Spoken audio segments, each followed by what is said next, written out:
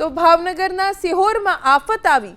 સિહોરના ઘાંચીવાડામાં બે વાહનો પાણીમાં તણાયા। મુખ્ય બજારમાં એક સાથે બે એક્ટિવા રમકડાની જેમ પાણીના પ્રવાહમાં તણાતા જોવા મળ્યા।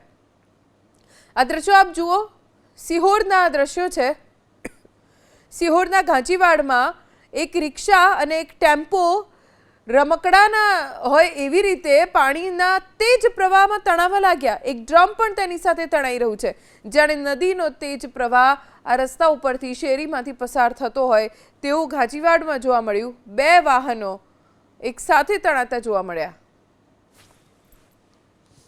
ભારે વરસાદની સ્થિતિને પગલે અમરેલી જિલ્લા કલેક્ટરે માહિતી આપી છે।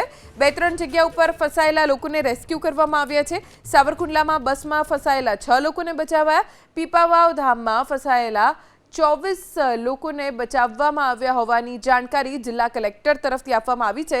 કેમ કે અમરેલીમાં કદાચ સૌથી વધારે વરસાદ પડ્યો છે। સૌથી વધારે વરસાદ અમરેલી ભાવનગરમાં પડ્યો છે અને હજી પણ વરસાદનું જોર યથાવત જોવા મળી રહ્યું છે। પોરબંદરમાં પણ વરસાદનું જોર વધારે છે, પણ અમરેલીમાં નદીઓ ઉફાન ઉપર છે। નદીના પાણી ગામમાં ઘૂસી ગયા છે।